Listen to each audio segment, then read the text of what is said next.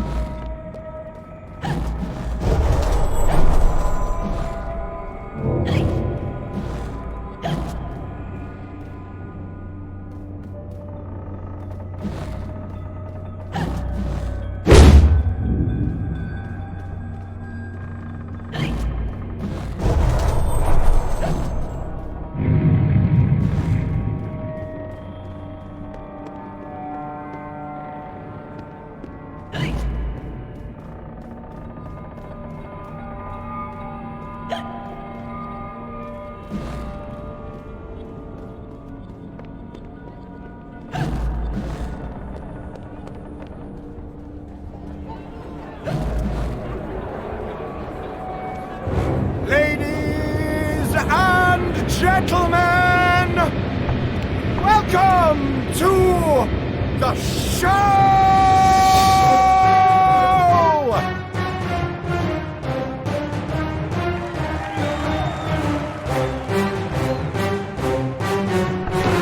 Bizarre show.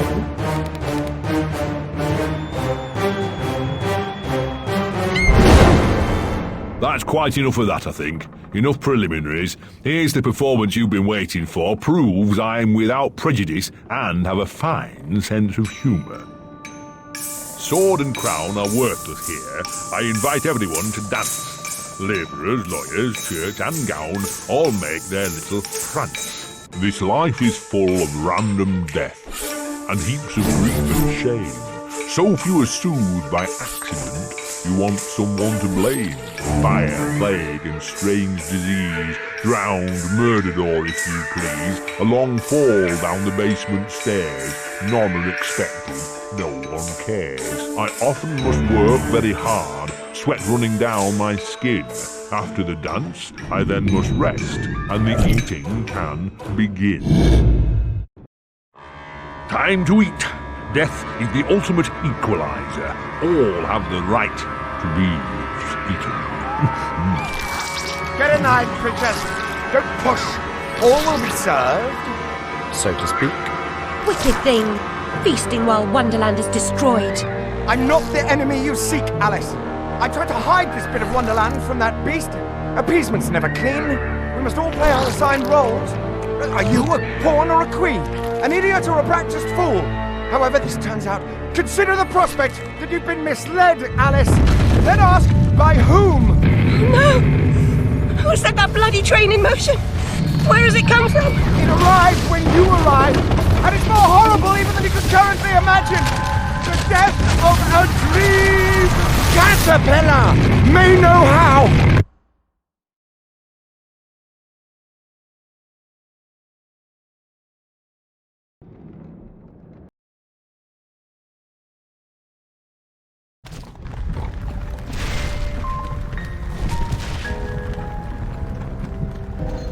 What?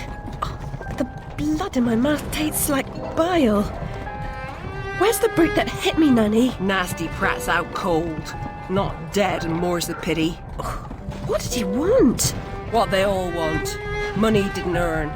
What were you thinking, butting into that mess? You could have been killed. Nanny, my mind's in pieces. I still have terrible visions, and I need to know. Out the fire. Same as always. You need to move on, Alice. So do I.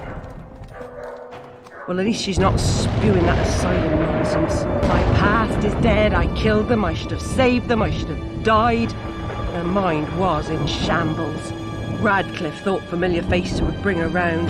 After a year, he lost interest in her inheritance, greedy sod. Still, always asking his bizarre questions. Heavy dose of madness, I'd say, but honesty's never the best policy in this life.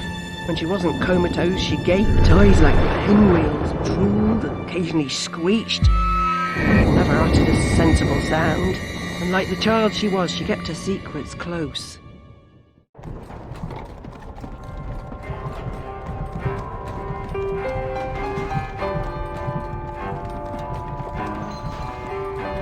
Gone off some lurkers, common as cockroaches. And those poor tykes are food for perverts, like the blameless ants that wasps consume or spiders' feeble prey.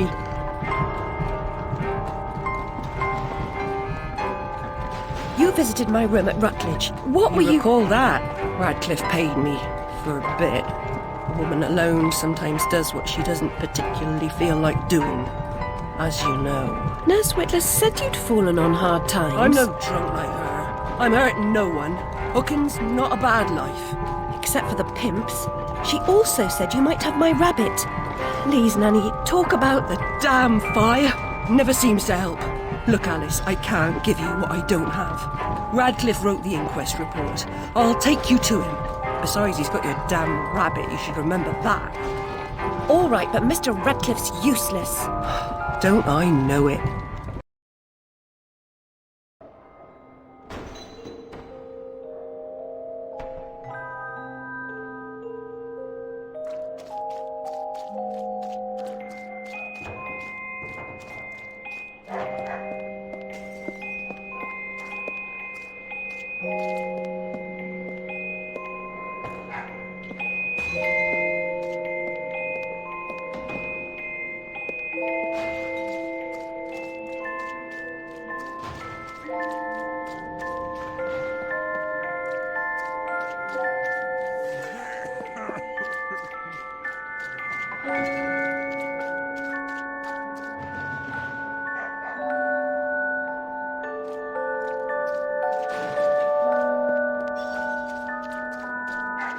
Ear to the ground, Bill. Yeah, I've been scouting around. Nothing at the minute. Place is crawling with rozzers since them bleeding murders.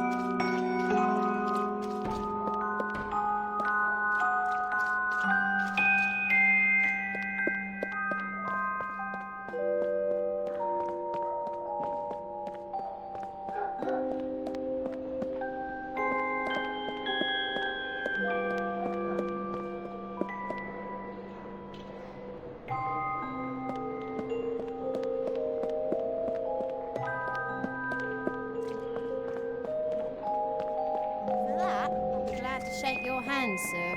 Considering the nature of the goods on offer, it seems more than generous. You do know the way to a girl's heart, don't you?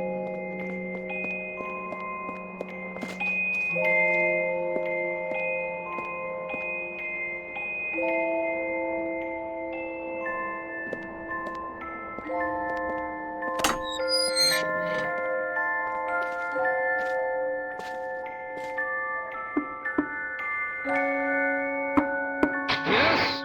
Who is it? Alice Liddell, Mr. Radcliffe. Ah, you're back. I suppose you better come up. Mind the latch.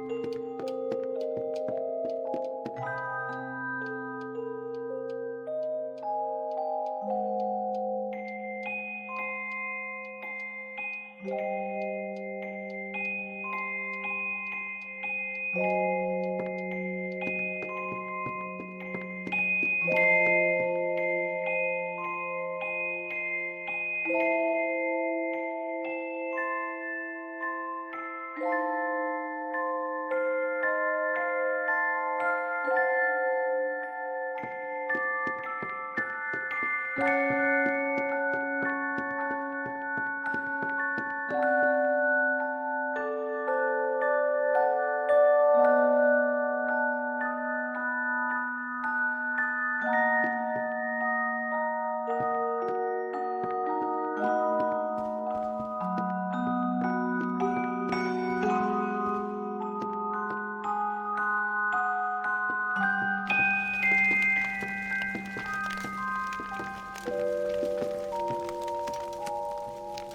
do have my rabbit. Forgotten your manners? And what else, I wonder? You abandoned it at Rutledge Asylum, my dear. We've been over this before. In a huff as usual, oozing with attitude and accusatory flummery, I've stolen her rabbit. Ridiculous pretext. She's here about the fire again. All the mad child wants to talk about. My report found her family dead by misadventure. She won't accept it. It goes on about her killing memories and her need to know the truth. The alleged truth is, the fire began in the library when the cat knocked over a lamp. The blaze trapped her parents and sister upstairs. Sister Lizzie never even unlocked her door. Died in her bed. The guilty cat always sets her off. She denies it, makes no sense, it can't be, etc. Agreed. From the outset, Alice was my candidate for the pyromaniac. The girl had a fixation with fire. I once remarked that I thought she might have had a larger role in causing the tragedy. She suffered some sort of psychotic episode. Did I rip his head off? I wanted to.